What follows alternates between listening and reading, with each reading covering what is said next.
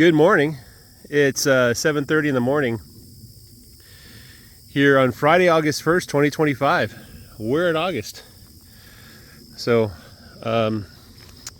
August is supposed to be the hot month, but today it's not going to get over 90.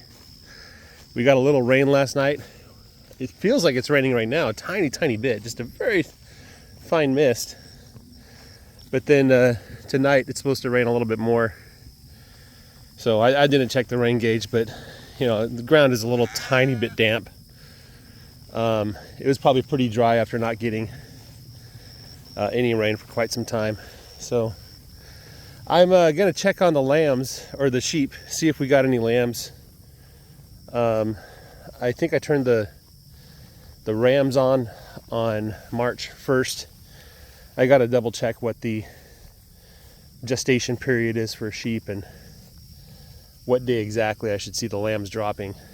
And remember, there's error bars around that, so if it's like 243 or something, or whatever it is, it's around 5 months, so it's probably like 155 or something like that. But it could be a couple days early or a couple days late.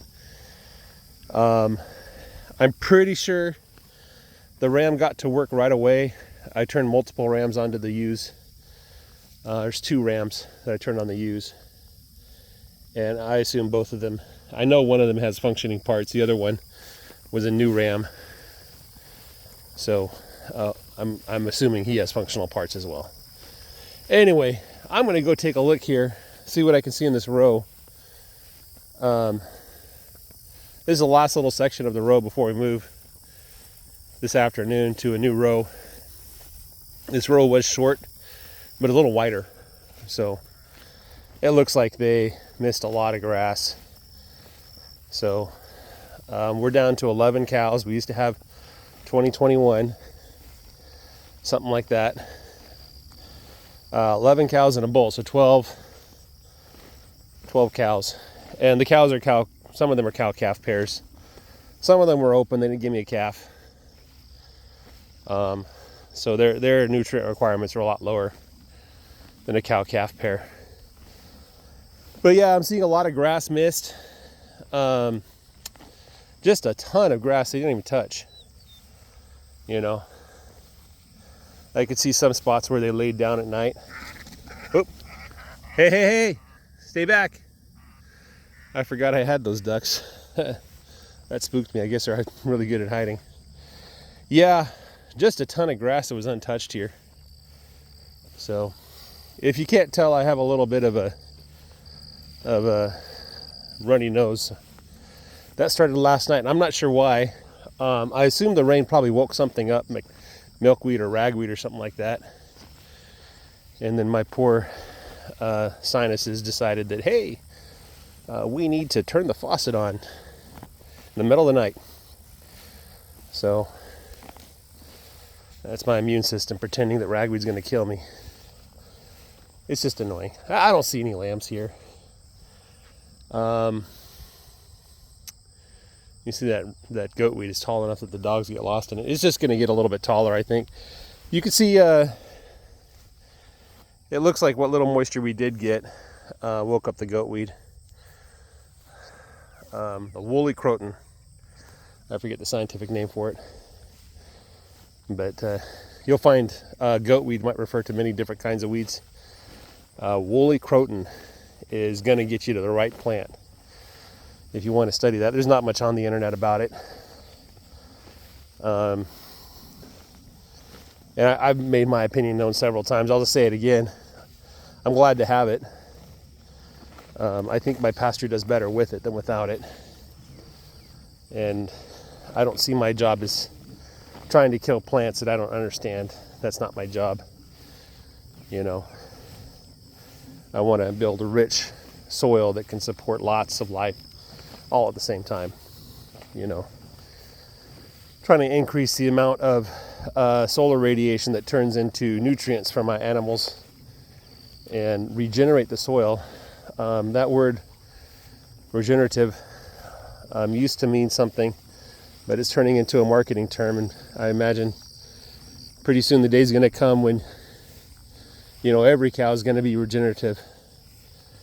But it means something specific. It means that the person who was farming was trying really hard to build up the soil using natural processes.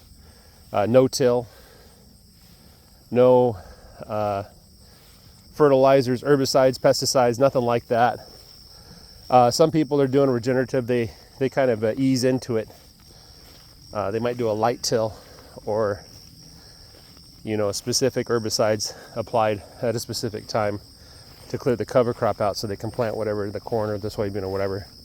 So it means a lot of different things to different people.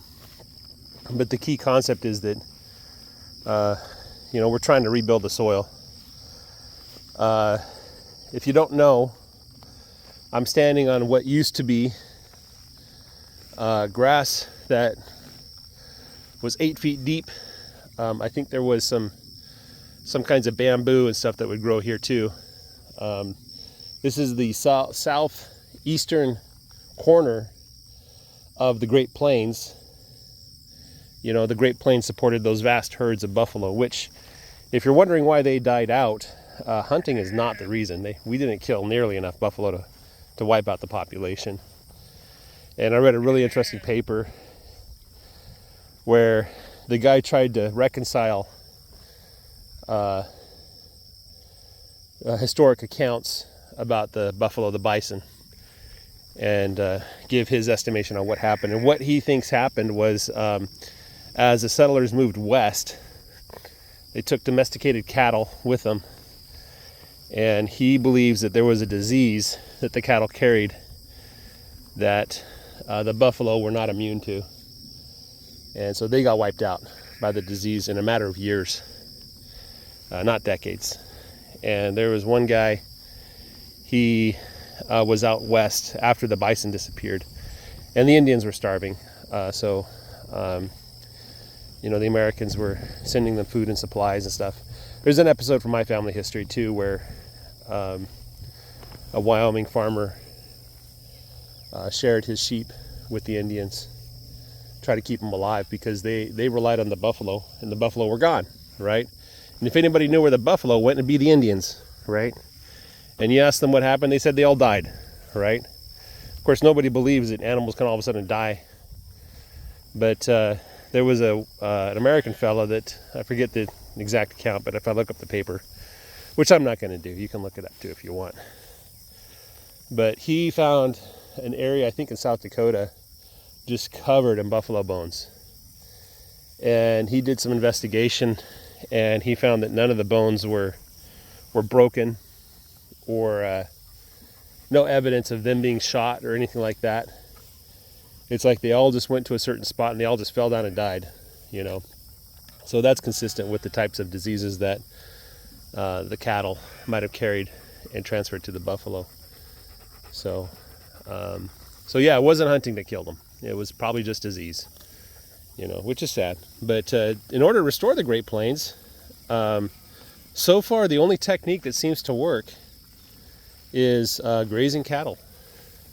Cattle are critical for restoring the grasslands.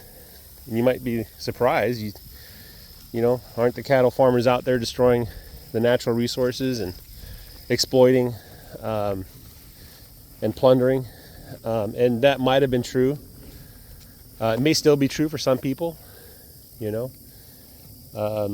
but if you leave the ground fallow, if you don't do anything with the land, what happens is the grass dies. If you run a herd of cattle across it once a year at least, the grass thrives, it multiplies. So that's what I've been doing here, is run the cattle through the pasture, and they eat the grass. It stimulates the grass to grow. It suppresses the weeds, and the manure and the urine are deposited exactly where you'd want it to be. You don't want it ending up in some stall or barn. You want it on the pasture, so it can naturally be incorporated into the soil and the natural life cycle. So anyway, yeah, that's what I'm doing here, is I'm trying to grow grass. Ideally, I'd restore the conditions that gave us the Great Plains. One day, maybe I'll have grass growing up 8 feet tall. Bring back the native species as well. that did really well using cattle and sheep. So that's kind of the goal that I have. I didn't see any lambs. If you saw one, let me know. Probably provide a timestamp so I can go back and review the video, but I didn't see any lambs. You guys have a great day. Take care. Bye-bye.